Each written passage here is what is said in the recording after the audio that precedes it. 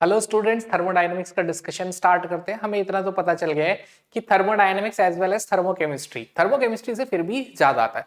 Plus आपने मेरा जैसे फर्स्ट लॉ का थर्मोडायनेमिक्स डिस्कशन देखा तो आपको ये समझ आया कई बार एक क्वेश्चन 1 मिनट में हो रहा है, कई बार 10 मिनट में। बट इसका एडवांटेज क्या होता है कि एक क्वेश्चन को हम इस तरीके से भी एनालाइज करते हैं कि इसकी और क्या वेरिएशंस और पॉसिबिलिटी है। बिकॉज डायरेक्ट सिर्फ पीवाईक्यू के क्वेश्चन आंसर उतने बेनिफिशियल नहीं है। बेसिकली पीवाईक्यू अटेम्प्ट करने का तरीका है कि आप एनालाइज करें कि उसके कितने वेरिएशंस पॉसिबल है। स्टिल मैंने एक क्वेश्चन की सीरीज बनाई है जिसमें लिंक में डाला हुआ है, जिसमें मैं आपको बता दूंगा कि आपको आइडिया लग जाएगा कि वाई मैं क्यों एक किसी क्वेश्चन में 2 मिनट लगाता हूं, क्यों किसी में 10 मिनट लगाता हूं। एंड पीवाईक्यू करने के बाद अगर मार्क्स नहीं बढ़ते तो आपको यही तरीका पीवाईक्यू का सबसे ज्यादा सही है। तो अभी ऐसा करते हैं 2025 जनवरी सेशन के क्वेश्चंस कर लेते हैं। बिकॉज जनरली सेम ईयर में अगर कोई एक सेशन का फॉर्मेट रहता है वो रिपीट होता ही है। So let's start. तो देखिए, जैसे ये क्वेश्चन है, if carbon turns diamond graphite में जा रहा है, डायमंड का कंबशन दिया हुआ है और ग्रेफाइट का कंबशन दिया है, और क्वेश्चन में आपसे पूछा है कौन सा रिलेशन है। तो फर्स्ट ऑफ ऑल ये कौन सा कॉन्सेप्ट इन्वॉल्व करता है, सबसे पहले हमें ये आइडिया होना चाहिए कि विच concept is involve in this question. तो कॉन्सेप्ट इन्वॉल्व है हेस लॉ। हेस लॉ क्या कहता है, weather a reaction occurs in one step, चाहे कोई रिएक्शन एक स्टेप में हो या इन अ नंबर ऑफ स्टेप हो, उसका डेल्टा एच सेम होगा। और बात भी सही है, अगर कोई रिएक्शन डायरेक्टली रिएक्टेंट और प्रोडक्ट सेम है तो कहीं ना कहीं क्या है, उसकी initial and final condition same है। तो अगर वो मैच कर रही है तो ऑलवेज डेल्टा एच क्या होता है, product minus reactant, enthalpy of product minus reactant होता है। तो यू कैन से कि यस डेल्टा एच क्या होगा, सेम होगा। तो यू कैन से कंसेप्ट है हेस लॉ। हेस लॉ क्या कहता है कि delta H is same for a reaction. ठीक है, जो डेल्टा एच है वो क्या है, सेम है एक रिएक्शन के लिए।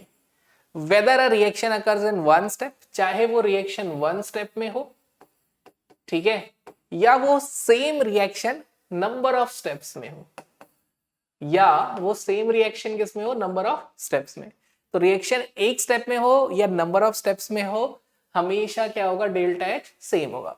अब इस कंसेप्ट में थोड़ा रीजनिंग समझ लेते हैं, वाई डेल्टा एच क्यों सेम होता है।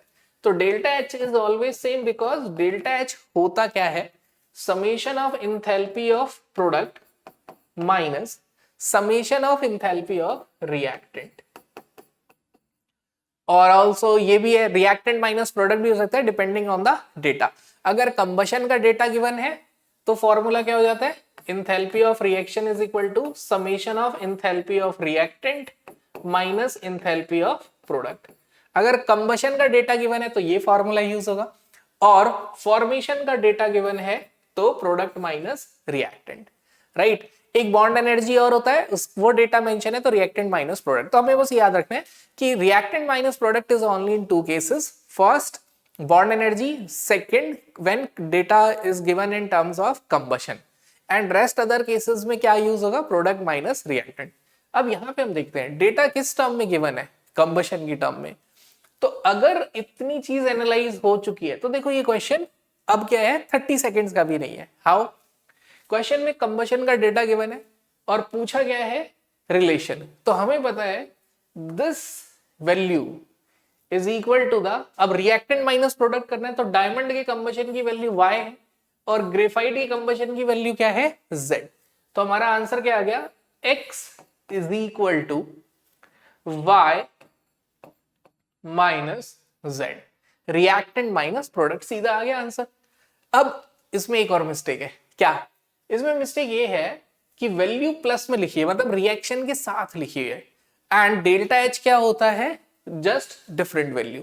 तो रिएक्शन के साथ है तो डेल्टा एच होता है प्रोडक्ट माइनस रिएक्टेंट, तो यहां पे डेल्टा एच नेगेटिव होगा। जब भी रिएक्शन के साथ हीट रिलीज होती है तो साइन विल बी नेगेटिव। तो कोई बात नहीं, क्योंकि सभी में सेम था तो मैंने ये आंसर लिख दिया। देखिए आंसर में कोई चेंज नहीं आएगा।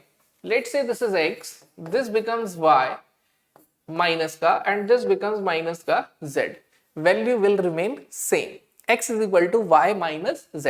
यानी कि यहां से एक और चीज कंक्लूड करते हैं, अगर ये डेटा सेम है, मतलब जिस तरीके से रिएक्शन के साथ प्लस करके लिखा है, अगर उससे भी हमने कैलकुलेशन कर दी, answer is not going to change. ये एक इंटरेस्टिंग हमारे पास रिजल्ट है कि आंसर चेंज नहीं होने वाला है, right.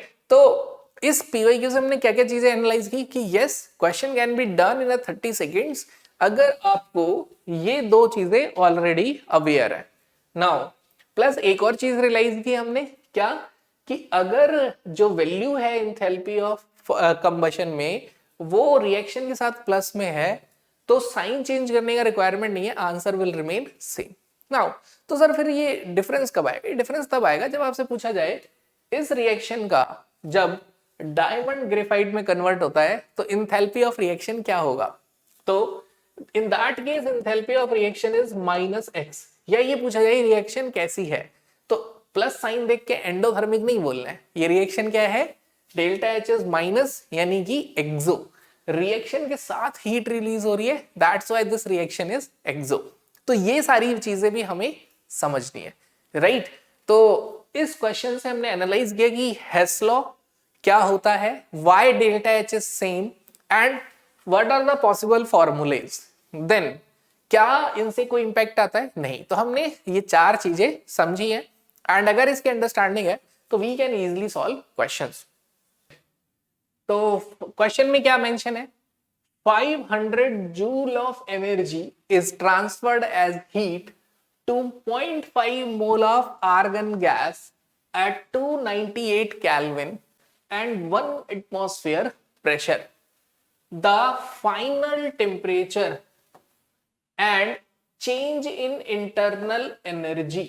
Change in internal energy मतलब delta U respectively are. Options देखें अगर तो options में टेम्परेचर की वैल्यू is different that 298, मतलब प्रोसेस में टेम्परेचर सेम नहीं है, क्योंकि फाइनल टेम्परेचर पूछा कुछ भी हो सकता है, तो ये हमने ऑप्शन से कंक्लूड कर लिया। Now we can say this 500 joule of heat, question में लिखा है it is transferred as heat, 500 joule of heat is supplied at constant pressure, तो वी कैन से कि ये जो हीट सप्लाई हो रही है कांस्टेंट प्रेशर पे हो रही है। Now heat supplied at constant pressure is equal to enthalpy change, right? And what is the formula of enthalpy change? It is equal to NCP delta T. Now इतना अगर हमें पता है तो we can easily solve question. तो delta H question में mention है 500 joule. Now number of moles question में मेंशन है half mole which can be written as 1/2. Now argon gas given है, क्वेश्चन में क्या मेंशन है आर्गन, तो argon is a monoatomic gas, जो आर्गन है वो मोनोएटॉमिक गैस होती है, मोनोएटॉमिक गैस के लिए Cv होता है 3r/2, तो Cp क्या हो जाएगा Cp minus Cv equal to R वाले रिलेशन से 5r/2, राइट। तो Cp इज 5r/2। Now change in temperature is final temperature minus initial temperature which is 298 kelvin. तो क्वेश्चन में मेंशन है कि this reaction is taking place at 298, इसे initial temperature T1 consider कर लेते हैं। फ्रॉम दिस अब यहां से ऑलमोस्ट केमिस्ट्री के कंसेप्ट सारे यूटिलाइज हो चुके हैं, मतलब आपको पहले तो ये कंक्लूड करना था कि जो हीट है ये क्या है, तो this is delta H, then हमें फॉर्मूला लगाना था एंड सिंपल मैथ्स, कैलकुलेशन से डरना नहीं है। देखो आपके सामने मैं रियल टाइम में सॉल्व करके दिखाता हूँ। ये वैल्यू हो गई 100 विच बिकम्स R/4 एंड ये कहीं ना कहीं डेल्टा टी है, तो डेल्टा टी का वैल्यू अगर हम देखें तो कितना आ गया 400/R। Now delta T can be written as T2 minus 298 and R की वैल्यू होती है 8.314, मेंशन है क्वेश्चन में, बट कैलकुलेशन इजी करने के लिए इसको हम अप्रोक्सीमेट कर लेंगे 25/3, दिस इज द अप्रोक्सीमेशन। तो हमने इसको क्या लिख दिया 400, R can be written as 25/3। अगर 25 का टेबल आता है तो बहुत अच्छी बात है, नहीं तो 2 बार 5 से डिवाइड करके कर लीजिए। मुझे 25 का आता है, मैं फटाफट कर देता हूँ। 25 1 जा 25 एंड 15 इज द रिमाइंडर, तो 25 6, तो 16 3 जा 48, तो यहां से हमारे पास आया 48 equal to T2 minus 298। Now what is T2? 298 plus 48, तो 298 को 300 मान लेते हैं, 348, बट 2 कम कर लेते हैं, it becomes 346 kelvin is final temperature. Options देखते हैं, 368, 348, 378, 378, तो yes 348 is going to be our answer. क्योंकि बहुत ज्यादा अप्रोक्सीमेशन नहीं लिया है तो इतना डिफरेंस नहीं आएगा कि 378 या 368, ऐसे 20 का फर्क या 30 का फर्क नहीं आएगा। तो यहां से हमें क्लियर हो गया। क्या हमें डेल्टा यू सॉल्व करना चाहिए एग्जाम में? तो अगर हम होंगे तो नहीं करेंगे, बिकॉज एक ही ऑप्शन है 348 का और 378 के दो ऑप्शन है, राइट। बट अभी रियल थोड़ा सीख लेते हैं यहाँ पे, तो हाउ टू, मतलब बाई चांस अगर ऐसा होता दो ऑप्शन 348 वाले होते तो कैसे करते। तो इन दैट केस हम क्या करने वाले थे, तो देखिए इन दैट केस हम क्या करेंगे, डेल्टा यू हम फॉर्मूला यूज करेंगे इंटरनल एनर्जी चेंज का। Delta U is NCV delta T। Now what is N, number of moles is half. What is the value of CV, monoatomic gas है, it's value is 3R/2। What is the value of delta T? वैसे तो आप T2 - T1 भी कर सकते हो, या calculation को इजी करते हुए, मतलब मैं बता रहा हूँ प्रैक्टिस हम इसीलिए कर रहे हैं PYQ के, क्योंकि ऐसा एक पॉइंट भी दिमाग में रखना है। तो कई बार हमें सॉल्व करते हुए ये भी देखना है कि कहीं से क्या कैलकुलेशन इजी हो सकती है। जैसे यहाँ पे हम सॉल्व करते हुए हम समझ गए थे कि डेल्टा T डायरेक्टली 400/R है। एरर डिक्रीज करने के लिए डेल्टा T की वैल्यू को 400/R रखा जा सकता है, जिससे R से R कैंसिल हो गया, 2 2 4, it becomes 100, 100 into 3, it becomes 300 Kelvin. So our answer is, हमारा आंसर क्या हो गया, B।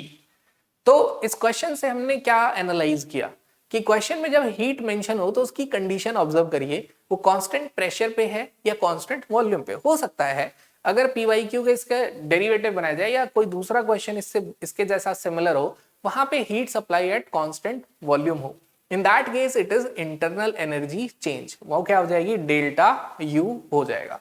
तो डेल्टा यू का वैल्यू 500 हो जाएगा। ओके, और क्या चेंजेस आ सकते हैं इस क्वेश्चन में? इस क्वेश्चन में जैसे हमें डेल्टा एच पता चल गया, डेल्टा यू पता चल गया, तो हो सकता है इस क्वेश्चन में आपसे वर्क डन पूछ लेते, या पी डेल वी या डेल पीवी की वैल्यू भी पूछ सकते थे। तो इसी सेम क्वेश्चन को कैसे वेरिएट किया जा सकता है, और ये वेरिएशन होता भी है। मैं एक क्वेश्चन कोऑर्डिनेशन का लिंक डाल दूंगा कि देखना, सेम वैसा क्वेश्चन थोड़ा सा घुमा दिया, मतलब एक बार जो क्वेश्चन है आंसर है, अगली बार आंसर को क्वेश्चन बना दिया और क्वेश्चन से जो वैल्यू पूछ ली। तो अब इसको और क्या पूछा जा सकता है, सेम इसी क्वेश्चन में लास्ट में ये इंटरनल एनर्जी की जगह वर्क डन भी पूछ सकते थे, राइट। तो अगेन कैसे निकालोगे, तो we know that delta H is equal to delta U minus of work done P delta V. अब वर्क डन क्या होता है, minus P delta V, that's why हमने नेगेटिव साइन लिख दिया। वर्क डन की वैल्यू माइनस पी डेल्टा वी होती है, सॉल्व कर लेंगे।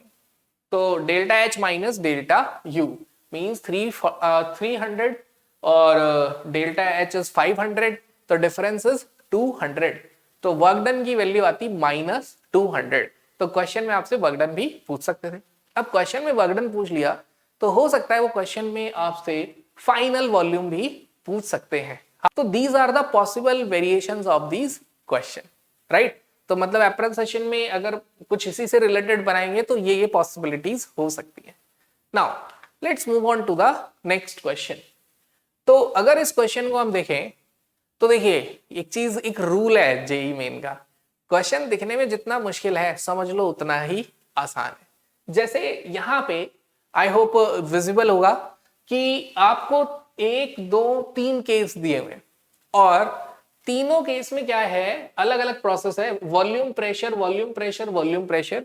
बट ऐसा है एक बार बी से सी जा रहा है, सी से डी, डी से ए से बी, तो यू कैन से 2-3 तरीके के प्रोसेस हमें मेंशन है। तो उन्होंने बोला है वॉल्यूम एंड प्रेशर में A to B, B to C, C to D and D to A, ये साइक्लिक प्रोसेस 3 तरीके से हो रहे हैं। तो an ideal gas undergoes a cyclic transformation, ये आइडियल गैस एक साइक्लिक ट्रांसफॉर्मेशन शो कर रही है, जिसमें पॉइंट ए से वापस सेम पॉइंट ट्रेस करते हुए क्या आ रही है, डी पे। मतलब तीनों के तीनों केसेस में ए से डी सेम पॉइंट पे आ रहे हैं। Choose the correct option regarding delta U. Now what is the concept involve in this question? इस क्वेश्चन में कॉन्सेप्ट क्या इन्वॉल्व है, एक बड़ा सिंपल कॉन्सेप्ट इन्वॉल्व है यहाँ पे कि what you is a state function. You क्या है, स्टेट फंक्शन है। अगर कुछ भी चेंज आता है प्रोसेस में तो स्टेट ऑफ द फंक्शन, मतलब दैट सिस्टम चेंजेस, उस सिस्टम का स्टेट चेंज हो जाता है। लेकिन अगर वो A से गया B और B से गया C, C से गया D और वापस आया A, तो initial and final condition state क्या होगा? सेम। अब अगर वो सेम है तो डेल यू क्या होने वाला है? 0। तो किसी भी प्रोसेस से, किसी भी पाथ से अगर एग्जैक्टली वो सेम आ रहा है जो कि लिखा हुआ है ट्रेसिंग, तो what does it mean? It simply means initial and final value same, तो change is 0। Being a state function delta U क्या हो जाएगा? अगर इनिशियल और फाइनल पॉइंट सेम होता है तो 0। तो तीनों प्रोसेस में डेल्टा यू की वैल्यू क्या होने वाली है? 0। तो we can say for all cases delta U case 1, delta U case 2, delta U case 3, it goings to be same. तो देखिए ये क्वेश्चन जनरली मेरा जो स्टूडेंट से डिस्कशन हुआ वो ग्राफ देख के घबरा गए कुछ बच्चे, ये तो बड़ा मुश्किल क्वेश्चन है और उन्होंने ट्राई नहीं किया। एक चीज दिमाग में हमेशा रखनी है, मैं ये कर लूंगा। जब भी पेपर आए ना, आप हर क्वेश्चन के बारे में सोचो मैं इसे कर लूंगा, मेरे पे इतनी सफिशिएंट नॉलेज है, either by option, either by elimination method, either by our aptitude, मैं इस क्वेश्चन को कर दूंगा। और मुझे पढ़ के सोचना है, तो मन को शांत रखना है, क्वेश्चन पढ़ो और think and yes you can able to solve. तो अगर इस क्वेश्चन को थोड़ा सा शांति से सोचोगे तो बड़ी सिंपल सी चीज यूज कर रहे हैं, स्टेट फंक्शन। और जनरली आप देखना फर्स्ट लॉ में दो ही फॉर्मूले पे क्वेश्चन आया है, delta H is equal to nCp dT, delta U is equal to nCv dT. उसी को आइसोथर्मल, आइसोबारिक, आइसोकोरिक से पूछते रहते हैं रिलेट कर करके, और it is a state function. तो सेम वे इसको इन तीनों के केसेस में डेल्टा एच का वैल्यू क्या होता? तो डेल्टा एच का वैल्यू भी क्या होता? 0। Why? Because enthalpy is again a state function. Initial और फाइनल पॉइंट सेम है, एग्जैक्ट सेम है, तो स्टेट्स जो है वेरिएबल्स वो भी सेम होंगे, तो देयर चेंज विल बी 0। तो डेल्टा एच कैन बी 0। तो हो सकता है अगली बार इस क्वेश्चन में डेल्टा एच पूछ लिया जाए। वर्क डन, तो अगर वर्क डन पूछ लिया तो कोई प्रॉब्लम ही नहीं आने वाली है। Why? Work done is always area of the curve. ठीक है, तो ग्राफिकल क्वेश्चन अगर आप देखेंगे 2020 से 2025 तक, तो ग्राफिकल क्वेश्चन हमेशा ऐसे ही आए हैं और वर्क डन वो बहुत बार पूछ चुके थे, तो इस बार डेल्टा यू पूछ लिया, तो अगली बार हो सकता है पॉसिबिलिटी डेल्टा एच पूछ ले। तो बस delta H and delta U 0 है और वर्क डन क्या हो जाएगा? Area of the curve, which you can easily find, right? So it's answer is, इसका आंसर क्या था? सी।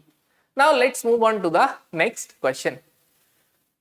ice and water are placed in a closed container, right? Container close है, at a pressure of 1 atmosphere and temperature 273.515 Kelvin, मतलब freezing point है।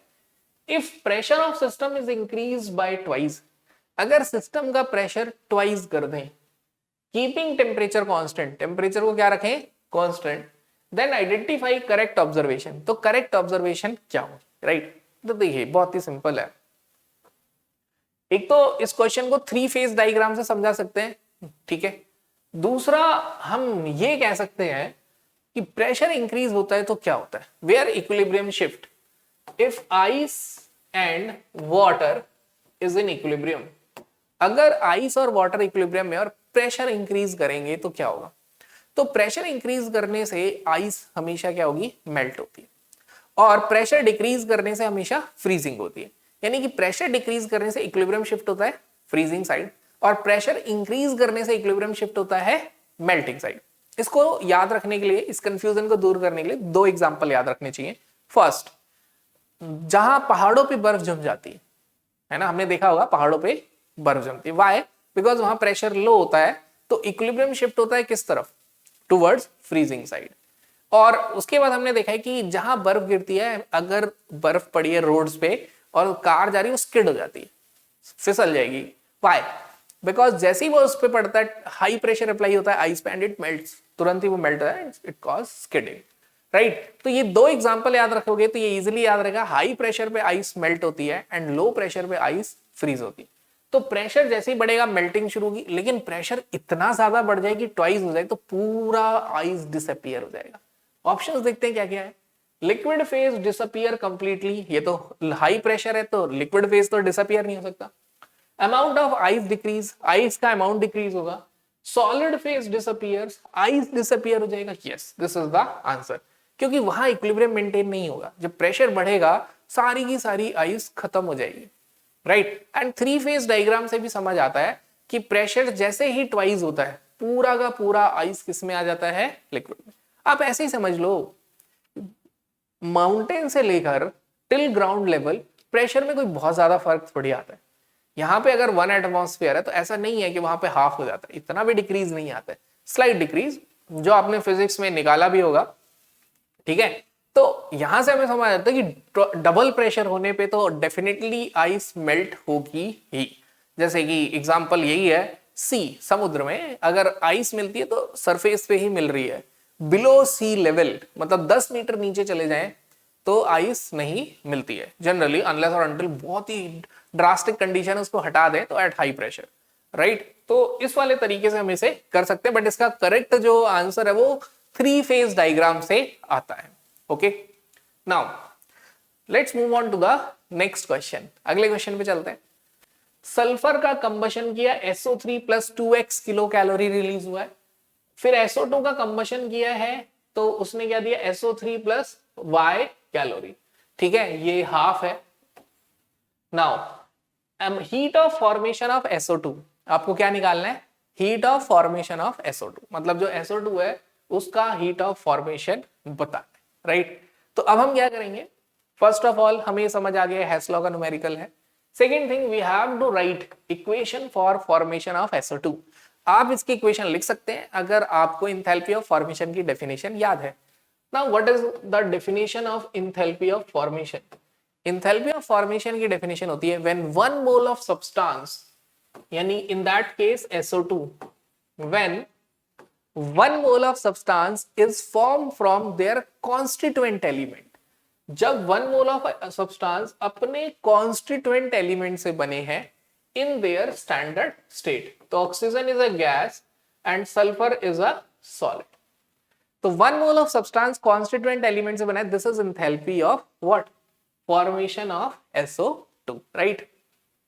Now अब ये for data क्या mention है, डेटा कंबशन का मेंशन है। किसका मेंशन है, कंबशन का। एक बार सल्फर का कंबशन लिखा हुआ है और एक बार SO2 का कंबशन लिखा हुआ है, ठीक है। सल्फर कंबशन हो रहा है SO3, SO2 का कंबशन हो रहा है SO3।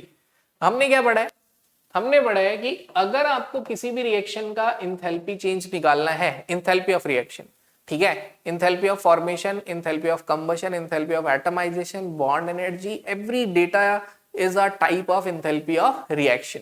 तो आप इसको इंथैल्पी ऑफ रिएक्शन लिख दो या इंथैल्पी ऑफ फॉर्मेशन लिख दो, सेम थिंग। तो इंथैल्पी ऑफ फॉर्मेशन या enthalpy of reaction is enthalpy of reactant minus enthalpy of product. ये फॉर्मूला कब लगता है, when combustion data is given, right. अब कंबशन में डेल्टा H का वैल्यू, रिएक्टेंट में कौन है, सल्फर, तो 2x, और प्रोडक्ट में कौन है, प्रोडक्ट में है SO2, उसका वैल्यू क्या है, y, 2x minus y। This is enthalpy of reaction. ये क्या है, इंथैल्पी ऑफ रिएक्शन है, राइट। नाउ अब यहां पे क्या है, ये दोनों वैल्यूज प्लस में है तो it becomes minus and it becomes minus, ठीक है। तो नेगेटिव साइन आ गया तो ये क्या गया, y माइनस 2x। क्या हो गया हमारे पास आंसर, y माइनस 2x, क्योंकि साइन सबके चेंज हो जाएंगे।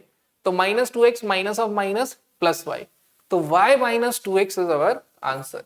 What is our answer, y minus 2x। हाँ, देखा जाए तो this is the formation of SO3 and this is formation of SO2 and this is combustion reaction. तो आप प्रोडक्ट माइनस रिएक्टेंट से भी सॉल्व कर सकते हैं, ये एक और तरीका है। तो चलो सीख ही लेते हैं, let's solve it by one more method. तो चलो इसे एक और तरीके से सॉल्व करते हैं। तो जैसे देखिए, तो जो ये इक्वेशन है, this is what, this is enthalpy of formation of SO3। ये equation enthalpy of formation of SO3 है।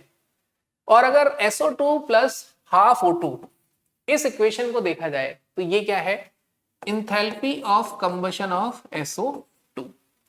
नाउ क्वेश्चन में क्या पूछा है, enthalpy of formation of SO2, right. तो क्वेश्चन में हमसे बोला हुआ है enthalpy of formation of SO2 you have to calculate. Now अब हम क्या कर सकते हैं, we can take reference of this reaction, हम इस रिएक्शन का रेफरेंस ले सकते हैं, ठीक है। हम इस रिएक्शन का क्या लेंगे, रेफरेंस लेंगे और इससे सॉल्व करने की कोशिश करते हैं। कैसे, SO2 plus half O2 it gives you SO3। अब इंथैल्पी ऑफ रिएक्शन क्या होता है, ठीक है। इस इंथैल्पी ऑफ रिएक्शन को आप इंथैल्पी ऑफ कंबशन, जैसे मैंने आपको बताया, enthalpy of formation, enthalpy of combustion, enthalpy of atomization, enthalpy of sublimation, these are all enthalpy of reaction, types of enthalpy of reactions होती है। तो this enthalpy of reaction is, अगर data formation में होता है, ध्यान सुनना, अगर डेटा फॉर्मेशन में होता है तो enthalpy of formation of product and enthalpy of formation of reactant। अगर डेटा फॉर्मेशन में होता है तो प्रोडक्ट माइनस रिएक्टेंट होता है, अगर कंबशन में होता है तो reactant minus product. Now, what is the enthalpy of reaction? इसका enthalpy of reaction कितना है, प्लस y, साइन चेंज कर देते हैं, becomes minus y, sign change करने से क्या हो गया, माइनस y। Now,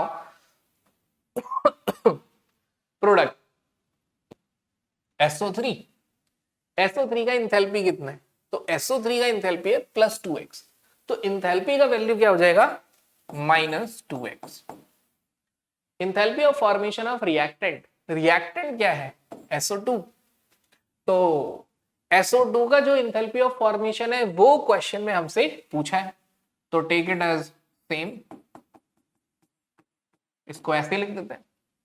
नाउ अब अगर हम देखें तो इसको इधर ले आते हैं, it becomes 2x minus y which is minus of enthalpy of formation of SO2 and it becomes minus 2x plus y। सो हमारा आंसर क्या हुआ, y माइनस 2x, राइट। तो हम किसी भी तरीके से इस क्वेश्चन को कर सकते हैं। Clear. Now let's move on to the next discussion. Which of the following mixing of 1 molar base and 1 molar acid leads to largest increase in temperature. तो एसिड और बेस को मिक्स कर रहे हैं तो किसमें सबसे ज्यादा हीट रिलीज होगी, तो देखिए ऑब्वियस है, जो 1 मोल या 1 इक्विवेलेंट कह सकते हैं, 1 इक्विवेलेंट एसिड और बेस जब मिक्स होते हैं तो हीट रिलीज होती है फिक्स, ठीक है। अदर देन दैट, इससे हमें एक और चीज समझ आती है, जितने ज्यादा मोल्स रिएक्ट करेंगे उतनी ज्यादा हीट रिलीज होगी। तो लेट्स फाइंड, हम देखते हैं यहाँ पे क्या हो रहा है। क्वेश्चन में मेंशन है दोनों 1 मोलर है, यानी कि यहाँ पे हमें पता है कि नंबर ऑफ मोल्स क्या होता है, मोलैरिटी इनटू वॉल्यूम इन लीटर्स। अगर ये वैल्यू सेम है 1 means number of moles is going to be proportional to volume। जितना ज्यादा वॉल्यूम उतने ज्यादा मोल्स, जितने ज्यादा मोल्स उतने ज्यादा इंथैल्पी ऑफ न्यूट्रलाइजेशन, राइट।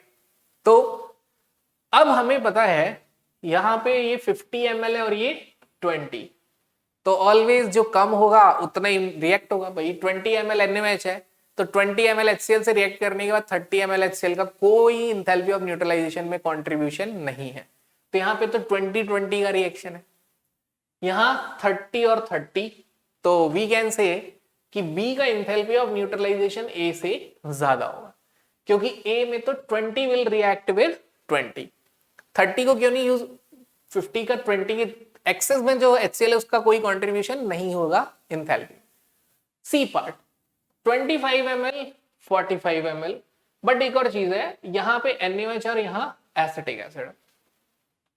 तो कभी भी, अब दूसरा कॉन्सेप्ट यहां पे हमें क्या पता होना चाहिए, कभी भी वीक एसिड और स्ट्रॉन्ग बेस, कभी भी वीक एसिड और स्ट्रॉन्ग बेस, या रिवर्स कंडीशन ले लेते हैं, वीक बेस और स्ट्रॉन्ग एसिड, इनकी इंथैल्पी ऑफ न्यूट्रलाइजेशन की वैल्यू ज्यादा होती ही नहीं है, इनकी इंथैल्पी ऑफ न्यूट्रलाइजेशन की वैल्यू ज्यादा नहीं होगी। व्हाई, ऐसा क्यों नहीं होता है, बिकॉज इसका जो कुछ पार्ट होता है, जब भी ये न्यूट्रलाइजेशन होता है तो इसका कुछ पार्ट हीट का किस में यूज हो जाता है, it is used in dissociation of weak acid और वीक बेस।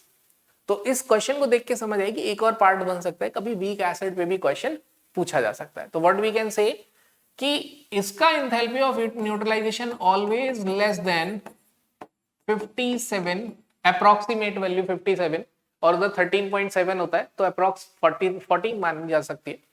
तो 57 से इसकी वैल्यू हमेशा कम होगी, राइट। तो ये तो क्लियर है कि वीक एसिड और स्ट्रॉन्ग बेस की वैल्यू, मतलब एक तो हमें ये पता होना चाहिए स्ट्रॉन्ग एसिड और स्ट्रॉन्ग बेस जब भी रिएक्ट करेंगे इसका एंथैल्पी ऑफ न्यूट्रलाइजेशन होगा 57.1 या 57, ठीक है, किलो जूल पर इक्विवेलेंट या पर मोल।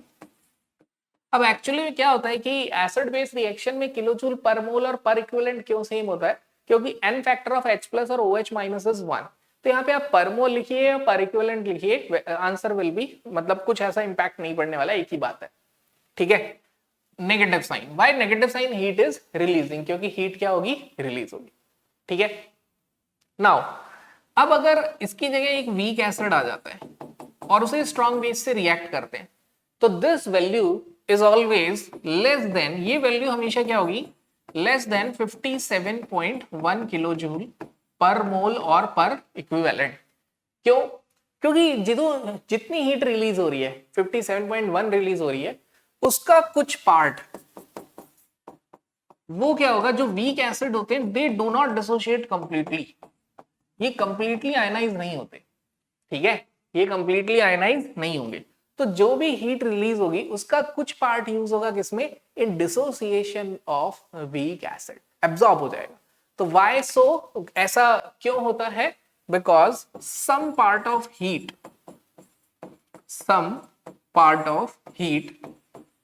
is used ionization of, depending over question, weak acid बोला है या weak base, ionization of weak acid और weak base, जो भी क्वेश्चन में मेंशन, ठीक है। तो हम ये भी देखें तो एंथैल्पी ऑफ न्यूट्रलाइजेशन पे भी क्वेश्चन हर सेशन में आ ही रहा है। तो अगर हम बात करें तो थर्मोकेमिस्ट्री में एंथैल्पी ऑफ न्यूट्रलाइजेशन और एंथैल्पी ऑफ रिएक्शन वाला क्वेश्चन इजी है, okay. Now let's discuss another question, let us consider an endothermic reaction. हम क्या करते हैं, एक एंडोथर्मिक रिएक्शन कंसीडर कर रहे हैं, राइट। नाउ क्वेश्चन में विच इज नॉन स्पॉन्टेनियस, अच्छा ये भी मेंशन है कि जो नॉन स्पॉन्टेनियस है at freezing point of water, water का फ्रीजिंग पॉइंट 273 केल्विन या to be very precise 273.15 kelvin. यहां पे वो क्या है, एंडोथर्मिक है और non spontaneous. However the reaction is spontaneous at boiling point, लेकिन रिएक्शन क्या है, बॉइलिंग पॉइंट पे स्पॉन्टेनियस हो जा रही है। This is the most important concept, बल्कि मैं ये बोलूंगा ये वो क्वेश्चन है जो मैं श्योर हूं कि अप्रैल वाले सेशन में फिर आए। तो इस कंसेप्ट को भी सीख लो, इस क्वेश्चन को भी सीख लो, ये घुमा फिरा के हर सेशन में 2020 से आ रहा है। प्लस वन मोर थिंग, अगर आप मुझसे पूछोगे कि सर विच वन ईयर, कौन सा वो एक साल है जिसके मैं क्वेश्चंस कर लूं, मैं कहूंगा 2020 के क्वेश्चन लगा। ऑलवेज मैं डिस्कशन भी पीवाईक्यू की कर रहा हूं ना, मैं देख रहा हूं 2020 के क्वेश्चन ही रिपीट हुए, तो मैं 2020 के बाद डिस्कस ही नहीं कर रहा हूं। हाँ कुछ डिफरेंट क्वेश्चन है तो ऐड कर ले रहा हूं पीवाईक्यू डिस्कशन में, बट नहीं तो नहीं। तो अगर आप चाहते हैं कि कोई एक साल का क्वेश्चन लगा लूं और मैं थोड़ा एंश्योर हो जाऊं कि मुझे सब पता चल, दैट इज 2020। यस, और जनरली 5 या 10 ईयर तो कहा ही जाता है। तो 2020 के बाद you can use obviously 24 and 23 also, right. तो अगर 1 ईयर लगाना है और एनालाइज करना है 2020 इज सफिशिएंट, और फॉर मतलब more practice you can use 23 and 24 also. ये 3 साल के पेपर लगा लो, कोई प्रॉब्लम है ही नहीं हमें, ठीक है। तो अब इस क्वेश्चन में क्या बोला है, देखो इस क्वेश्चन में कुछ कुछ चीजें इनडायरेक्टली बोली है। हाउ, क्वेश्चन में बोला है कि रिएक्शन इज एंडोथर्मिक, तो डेल्टा H तो पॉजिटिव हो गया, राइट। फिर क्वेश्चन में क्या बोला है, reaction is non spontaneous at freezing point, यानी reaction is non spontaneous at lower temperature.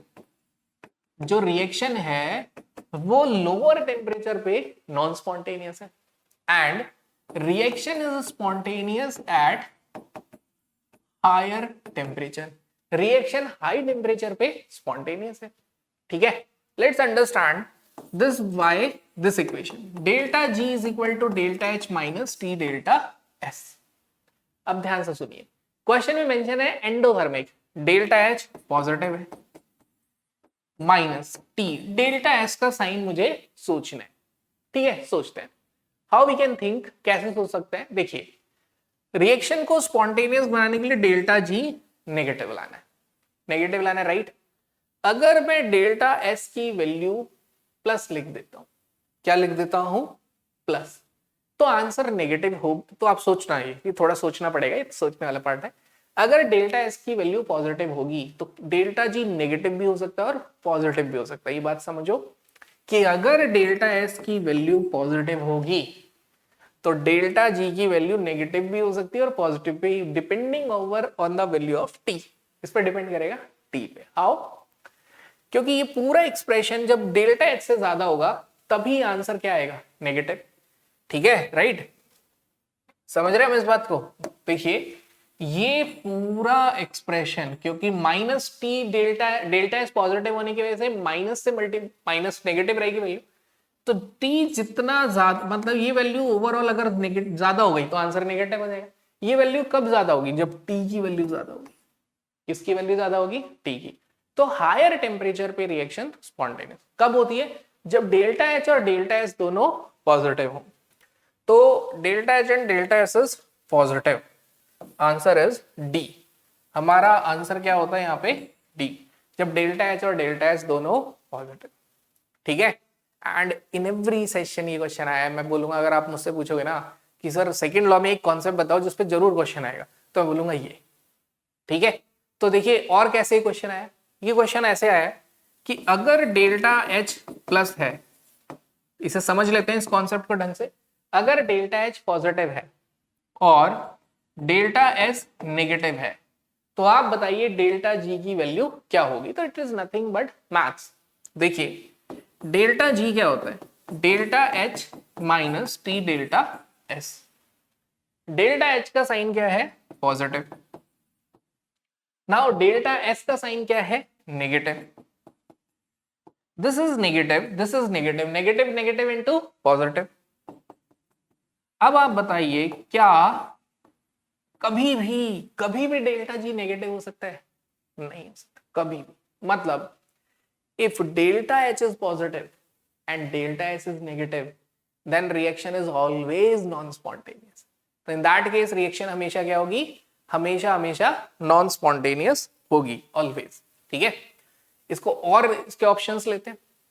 अगर डेल्टा एच का वैल्यू पॉजिटिव है और डेल्टा एस का वैल्यू पॉजिटिव है, तब, ये तो हम अभी डिस्कस कर चुके हैं, एक और केस ले लेते हैं। अगर डेल्टा एच का वैल्यू नेगेटिव है और डेल्टा एस का वैल्यू पॉजिटिव है, तब क्या होगा। तो देखो सिंपल मैथ्स है, कुछ करना ही नहीं है। Delta G is equal to delta H minus T delta S. Delta H का वैल्यू कितना है, डेल्टा एच इज नेगेटिव, ठीक है। फिर उसके बाद डेल्टा एस का वैल्यू क्या है, पॉजिटिव। अब आप सोचिए क्या किसी भी वैल्यू पे आंसर पॉजिटिव आ सकता है डेल्टा जी का। This is negative, plus into minus minus, temperature in Kelvin can never be negative, always positive, तो answer will be always negative. तो व्हाट वी कैन से कि if delta H is negative और delta S is positive, then reaction is always spontaneous. तो जो reaction होगी वो always spontaneous होगी at all temperature.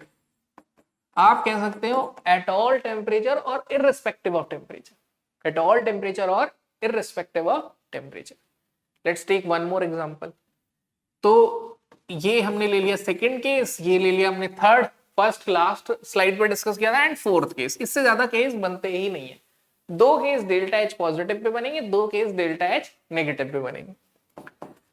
Now, if delta H is negative and delta S is also negative, again वही करना है हमें। सिंपली पहले आप गिब्स हेल्महोल्ट्ज इक्वेशन लिखेंगे, delta G is equal to delta H minus T delta S।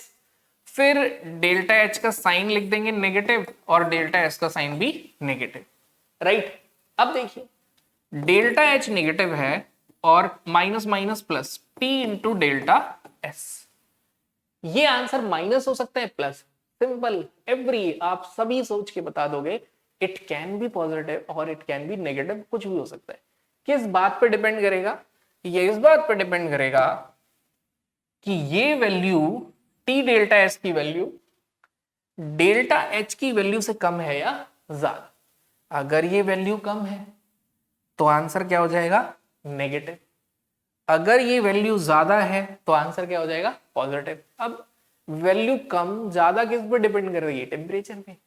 Temperature ज्यादा होगा तो वैल्यू ज्यादा हो जाएगी, आंसर पॉजिटिव हो जाएगा। टेम्परेचर कम होगा, वैल्यू कम हो जाएगी, आंसर नेगेटिव हो जाएगा। तो वी कैन से कि ये वैल्यू कम होनी चाहिए।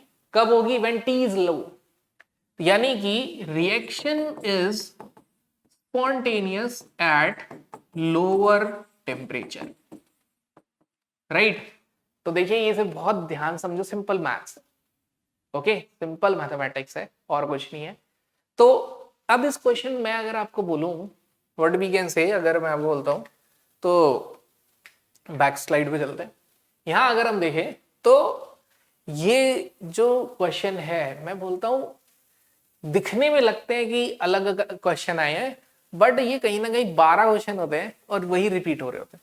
How they are 12 question? कैसे 12 क्वेश्चन है? देखिए यहां आपको क्वेश्चन में डेल्टा एच पॉजिटिव दिया और बोला कि reaction is non spontaneous at lower temperature and spontaneous at higher temperature, predict value of delta S. Options हालांकि ऐसे दिए, बट देखा जाए तो मेनली तो आपसे डेल्टा एस प्रिडिक्ट करवा रहे हैं। डेल्टा एच तो गिवन है, एंडोथर्मिक है, ठीक है। अगर ये चीज अपने को समझ आ जाती है, ठीक है, तो हम क्या कर सकते हैं? देखो बहुत ही सिंपल है। आप डेल्टा एच, डेल्टा एस और डेल्टा जी ये सोचो कि डेल्टा एच अगर पॉजिटिव है, डेल्टा एस पॉजिटिव है, डेल्टा एच पॉजिटिव है, डेल्टा एस पॉजिटिव है, नेगेटिव, अब तो इसको नेगेटिव लेना पड़ेगा, ठीक है, राइट। फिर अगर डेल्टा एच नेगेटिव है, डेल्टा एस पॉजिटिव है, ये नेगेटिव है और ये भी नेगेटिव है, क्या पॉसिबिलिटी है डेल्टा जी की? खुद से सोचो, दिमाग लगाओ थोड़ा सा, और इतना मुश्किल नहीं है, मैंने बोला ना बस दिमाग में ही रखने, मैं कर लूंगा। सिंपल मैथ्स है, सिंपल, ठीक है, सिंपल मैथ्स है कि अगर डेल्टा एच भी प्लस है और डेल्टा एस भी प्लस है तो डेल्टा जी कब प्लस हो सकता है, कब माइनस, ठीक है। ऑलवेज पॉजिटिव और ऑलवेज नेगेटिव तो हमेशा समझ आ जाएगा, ऑलवेज वो तो समझ ही आ जाएगा मैथ्स मैथमेटिकली, जैसे ये प्लस और ये माइनस, ठीक है। लिख देता हूं मैं सेकंड केस में B, delta H delta G is equal to delta H minus T delta S. Second case में डेल्टा एच पॉजिटिव है और डेल्टा एस नेगेटिव। तो देखो ये तो समझ आ ही रहा है, ये पॉजिटिव हो गया, negative, negative into negative positive. तो अब तो ये तो समझ आ रहा है कि this answer is always positive, तो डेल्टा जी इस केस में हमेशा positive.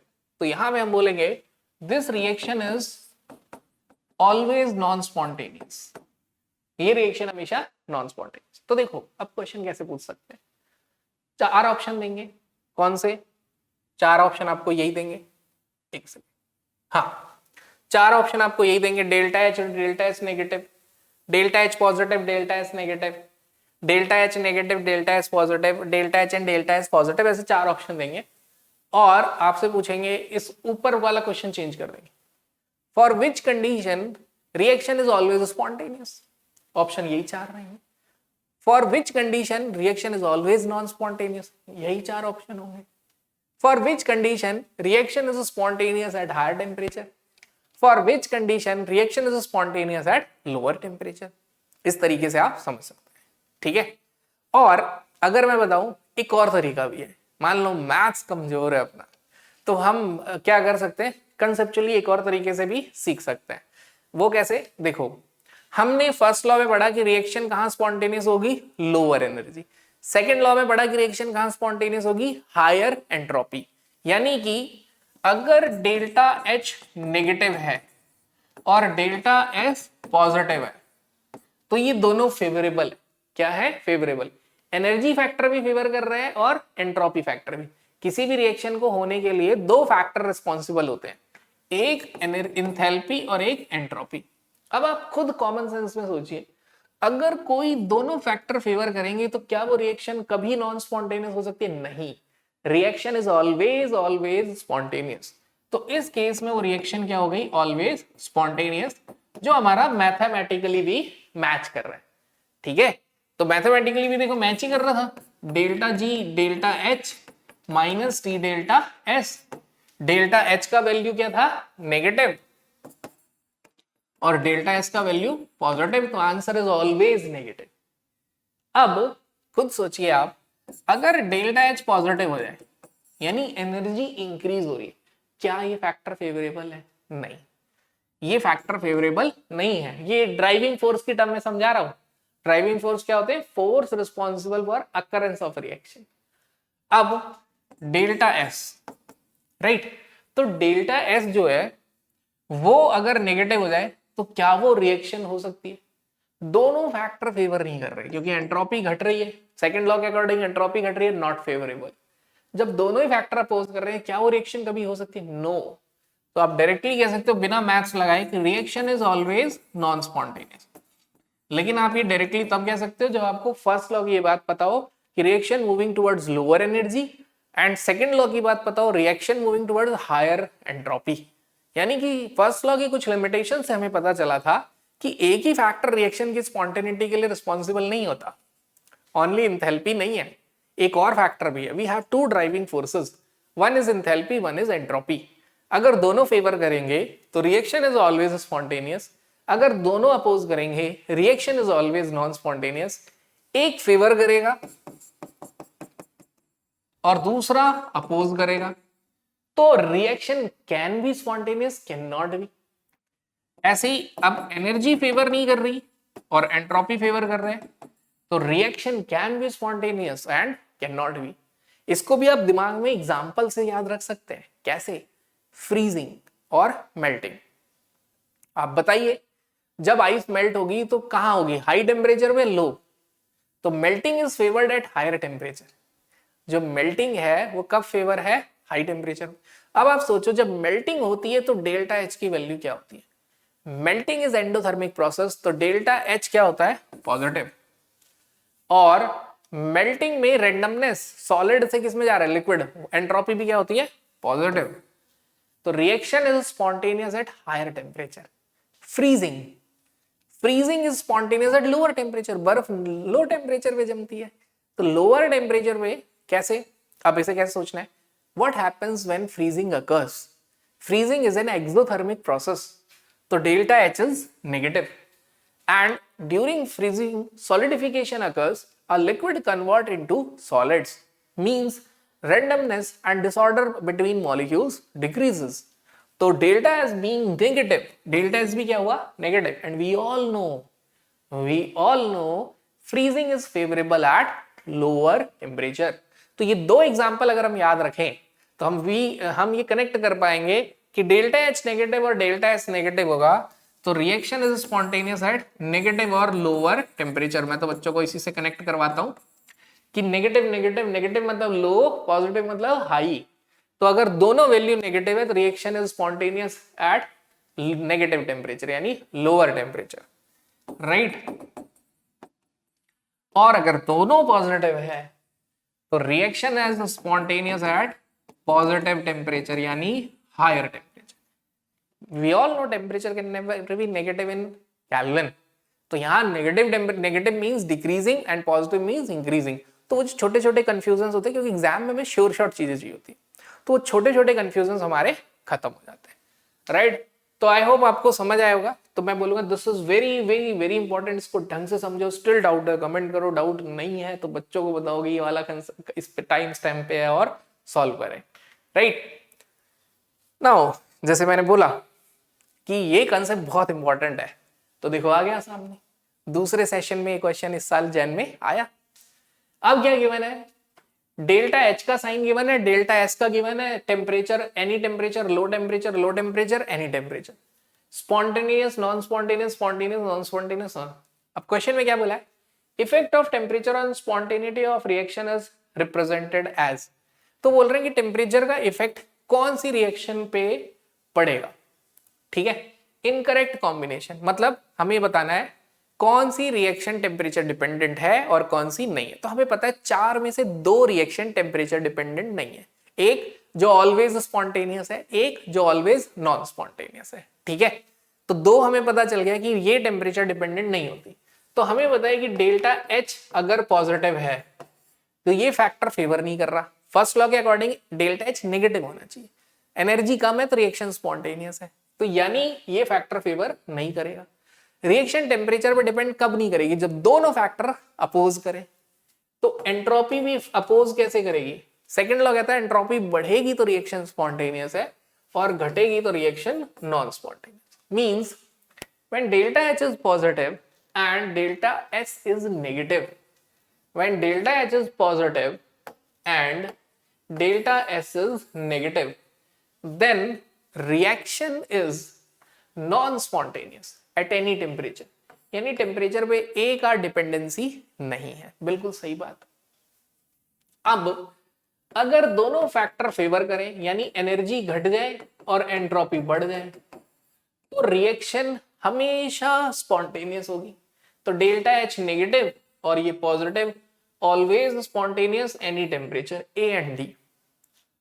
Affect of temperature on spontaneity of reaction is represented as incorrect combination. अच्छा, ये बताना है इसमें इनकरेक्ट कॉम्बिनेशन कौन सा है।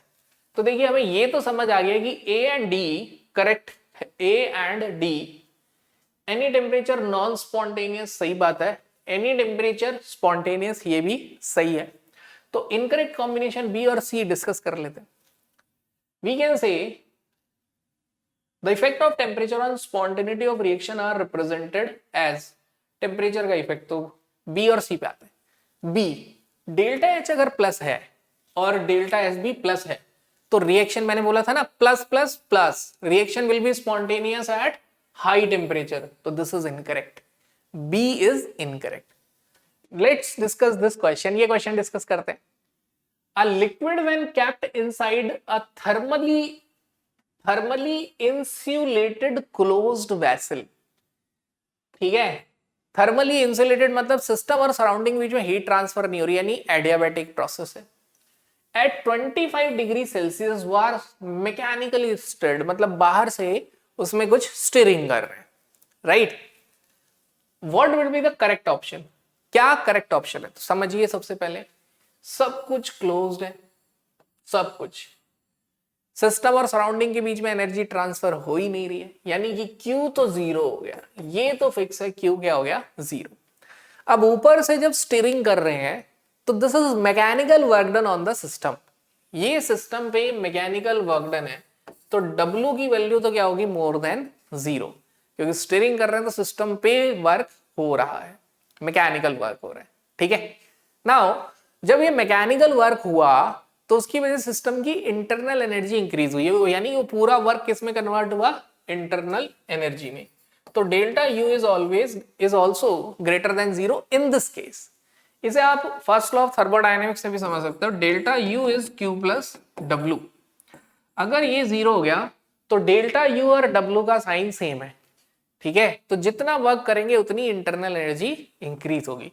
तो देखा जाए ये फंडामेंटल एक्सपेरिमेंट है जहां से रिलेशन आया था कि जो 1 जूल और कैलोरी का रिलेशन, ठीक है, कि 1 calorie is equal to 4.18 joule, ये फंडामेंटल रिलेशन इसी वर्क से आया था, ठीक है। तो बहुत ही फंडामेंटल क्वेश्चन है, many times repeated NEET also, तो आपको ये थोड़ा सा समझना है। तो मैकेनिकल वर्क जब भी स्टीयरिंग होगी ये समझना है कि it is a work done on the system. Now let's move on to the next question, अगला क्वेश्चन देखते हैं। गिवन बिलो आर 2 स्टेटमेंट, नीचे 2 स्टेटमेंट है, one is assertion another is reason.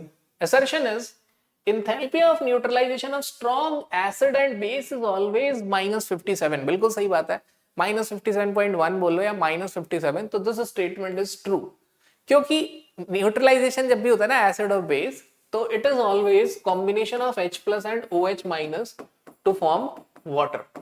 तो अगर कोई भी पूछता है what is enthalpy of neutralisation, तो we should be aware it is combination of H plus and OH minus. Now reason, enthalpy of neutralization is amount of heat liberated when 1 mole of H plus ions furnace by acid combined with 1 mole of OH minus furnace by 1 base to form 1 mole of water. Both are correct. Assertion is true, reason is true, and reason is correct explanation of assertion. Answer is B. तो ये मैं तो कहूंगा question ही याद रख लो. This is question या statement and this is reason कि क्यों सेम होता है स्ट्रॉन्ग एसिड स्ट्रॉन्ग बेस का, क्योंकि it is always combination of H plus and OH minus given by strong acids and strong bases. Right now let's discuss this question. Heat of formation of CO2 is given, heat of formation of water is given, heat of combustion of benzene is given, and heat of formation of benzene is asked. ठीक है, तो what is the concept involved in this question? इस question में अगर हम बात करें तो कॉन्सेप्ट क्या इन्वॉल्व है, तो यू कैन से कॉन्सेप्ट है हेस लॉ. हेस लॉ कहता है enthalpy of a reaction is always same. इस क्वेश्चन में दो डेटा फॉर्मेशन के हैं, एक कंबशन का एक फॉर्मेशन पूछा है. तो फर्स्ट ऑफ ऑल आपको enthalpy of formation of benzene की रिएक्शन लिखनी आनी चाहिए. तो enthalpy of formation of benzene क्या कहता है, when 1 mole of substance formed from their constituent element in their standard state. Carbon जो स्टैंडर्ड फॉर्म है ग्रेफाइट या डायमंड सॉलिड है, ठीक है, वैसे स्टैंडर्ड फॉर्म ग्रेफाइट कंसीडर किया जाता है, plus hydrogen is a gas.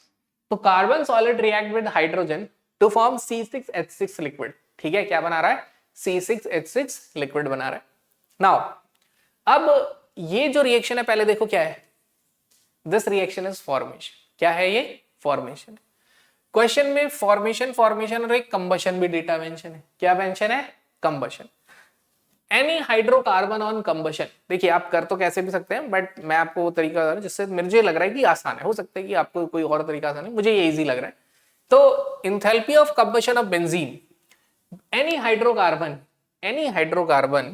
On combustion gives, कोई भी हाइड्रोकार्बन है वो कंबशन पे क्या देता है, carbon dioxide and water, CO2 plus H2O. Now balance this, आप इसे बैलेंस करिए. तो बैलेंस करते हैं इसको, ये हो गया 6 CO2, ये हो गया 3 H2O. राइट, अब ये क्या होगा 15/2. अब आप बड़े ध्यान सुन, अगर कंबशन की रिएक्शन है और सारे डेटा फॉर्मेशन में है, इंपॉर्टेंट पॉइंट है कि डेटा किस टर्म में गिवन है. ध्यान सुनना, मेरी बात बहुत कंफ्यूजन हो जाएगी नहीं. इंपॉर्टेंट बात है डेटा किस टर्म में गिवन है. अगर डेटा फॉर्मेशन में है तो enthalpy of reaction is enthalpy of formation of product minus enthalpy of formation of reactant. Enthalpy of formation of product minus enthalpy of formation of reactant. ठीक है, अब क्या होता है, प्रोडक्ट देखते हैं. प्रोडक्ट में कौन है, प्रोडक्ट में CO2 और H2O. तो CO2 का इंथैल्पी ऑफ फॉर्मेशन क्या है, this is -393.5 multiply by 6. Right, और क्या है प्रोडक्ट में, वाटर. 3 मल्टीप्लाई बाय वाटर का इंथैल्पी ऑफ फॉर्मेशन क्या है, -286. क्या है, -286. ठीक है, माइनस रिएक्टेंट. रिएक्टेंट में कौन है, बेंजीन. बेंजीन का इंथैल्पी ऑफ फॉर्मेशन क्या है, ये तो क्वेश्चन में पूछा है. राइट, और ऑक्सीजन स्टैंडर्ड सब्सटेंस का इंथैल्पी ऑफ फॉर्मेशन 0 होता है, तो इसलिए ऑक्सीजन का enthalpy of formation is 0. This complete enthalpy of reaction is what? Enthalpy of combustion, which is -3267, and all data are in, सारे डेटा किसमें है, किलो जूल में. तो ऐसा कोई पॉइंट नहीं है, तो हम इजिली अब यहाँ से कैलकुलेशन है, तो I guess just calculation part है यू कैन इजिली डन. अब यहाँ पे अप्रोक्सीमेशन नहीं करना है बिकॉज इंटीजर टाइप क्वेश्चन है, नियरेस्ट इंटीजर में है, तो 6 का टेबल 3 का टेबल सॉल्व इट. ठीक है, दैट्स अप टू यू, मैंने आपको तरीका बता दिया. तो थर्मोकेमिस्ट्री का देखो क्वेश्चन आ रहा है और हमेशा ये किससे हो जा रहा है, प्रोडक्ट माइनस रिएक्टेंट से. किससे हो जा रहा है क्वेश्चन, प्रोडक्ट माइनस रिएक्टेंट से हो जाएगा. Right, now let's discuss another question. Consider the following cases. हम ये केस डिस्कस कर रहे हैं. C2H5 का कंबशन हो रहा है, ग्रेफाइट का कंबशन हो रहा है, हाइड्रोजन का कंबशन हो रहा है, फॉर्मेशन ऑफ C2H6 निकालना है. क्या निकालना है? Formation of C2H6। तो अगेन थर्मोकेमिस्ट्री का देखा, आप देखो मैं इतने क्वेश्चन डिस्कस कर रहा हूँ, फर्स्ट लॉ पे बेस 2 ही क्वेश्चन आए हैं, यानी मेजॉरिटी क्वेश्चन किससे आता है? सेकंड लॉ या थर्मोकेमिस्ट्री से। और मेजॉरिटी ऑफ द क्वेश्चन किससे हो जाएंगे? देखो ये भी कंबशन का डेटा है, ये भी कंबशन का डेटा है, ये भी कंबशन का डेटा है, तो फॉर्मूला क्वेश्चन सीधे किससे हो जाएगा? Enthalpy of reaction is equal to enthalpy of combustion of reactant minus enthalpy of combustion of product. ठीक है, तो अब देखिए C2H6 क्वेश्चन में क्या पूछा है? Formation of C2H6, right? क्या पूछा है? Formation of C2H6। तो C2H6 की इक्वेशन लिख लेते हैं कि भाई C2H6 बनता कैसे। तो आपको पता है कि इंथैल्पी ऑफ फॉर्मेशन में क्या देखना होता है? When 1 mole of substance form from their constituent element in their standard state. Carbon की स्टैंडर्ड स्टेट ग्रेफाइट होती है विच इज सॉलिड, हाइड्रोजन की स्टैंडर्ड फॉर्म होती है H2 which is a gas molecule, and balance करते हैं 2 carbon 3 hydrogen. Now अब इसके लिए निकालना है value, what is the enthalpy of combustion of carbon. Carbon का इंथैल्पी ऑफ कंबशन क्या मेंशन है? दिस इज 393, क्या गिवन है? -393.5 मल्टीप्लाई बाय 2। और रिएक्टेंट में क्या है? हाइड्रोजन। हाइड्रोजन का कंबशन वैल्यू कितना है? -286। तो प्लस -286, कितने हाइड्रोजन है? देखो 3 multiply by 3। This is reactant. Product में क्या है? माइनस, प्रोडक्ट में C2H6। What is the combustion value of C2H6? This is -1550। बस हो गया क्वेश्चन। तो देखो सिर्फ क्वेश्चन किससे हो जा रहा है? Product minus reactant, reactant minus product से। और आई होप आप इतना कर सकते हो। कैलकुलेशन इज ऑन यू, आप इसे सॉल्व कर देना, ठीक है? सॉल्व करके यू कैन इजिली, और मैं कहूंगा कि पूरा 2 से मल्टीप्लाई करके, यहाँ अप्रोक्सीमेशन नहीं लेना है, इंटीजर टाइप में हम अप्रोक्सीमेशन लेने वाले नहीं है। चलो अगला क्वेश्चन देखते हैं कैसा है। सो यहाँ पे हमने 2025 का डिस्कशन कंक्लूड किया, और हमने क्या सीखा है? हमने आज 4 इंपॉर्टेंट बात सीखी है। फर्स्ट लॉ में सिर्फ फॉर्मूला एंड कंडीशन याद रखो, नथिंग एल्स, उससे ऊपर नहीं आता है। मेंस में वेरी इजी क्वेश्चन आते हैं। सेकंड हमने सीखा थर्मोकेमिस्ट्री से क्वेश्चन आएगा या सेकंड लॉ से। थर्मोकेमिस्ट्री में फिर ये सेकंड, अगर बात थर्मोकेमिस्ट्री में हमने 2 बात सीखी है। 2 बात क्या है? फॉर्मूले 2 ही यूज होते हैं डेल्टा एच के, product minus reactant, reactant minus product. Reactant minus product की वैल्यू क्या यूज होती है? जब डेटा सारे कंबशन के गिवन हो या बॉन्ड एनर्जी का न्यूमेरिकल हो, ठीक है? देन सेकंड लॉ पे ज्यादातर न्यूमेरिकल कब आता है? डेल्टा एच और डेल्टा एस का साइन पूछा होता है, डेल्टा जी गिवन होता है, या रिवर्स डेल्टा एच और डेल्टा एस का साइन गिवन होता है, डेल्टा जी पूछते हैं, या temperature dependency. This is very very important concept, इसे जरूर समझना है। Then enthalpy of neutralisation. तो देखा जाए तो ओवरऑल पूरे थर्मोडायनेमिक्स में हमारे पास अगर हम बात करें तो 4 फॉर्मूले की यूजेबिलिटी है। फर्स्ट लॉ, दूसरा delta H is product minus reactant या reactant minus product, third delta G is equal to delta H minus T delta H, fourth enthalpy of neutralization of strong acid and strong base is -57.1 या 57 kilojoule पर मोल, और its enthalpy of neutralization of weak acid with strong base या weak base with strong acid is less than 57.1। इन्हीं 5 concept से question आते हैं। तो मैं आपको यही बोलूंगा, जब भी तैयारी करें पहले इजी क्वेश्चंस करें, बिकॉज क्वेश्चन चाहे इजी हो या टफ, मार्क्स 4 ही मिलने हैं, तो क्यों ना पहले इजी क्वेश्चन की प्रैक्टिस की जाए। तो कीप प्रैक्टिसिंग। Thank you.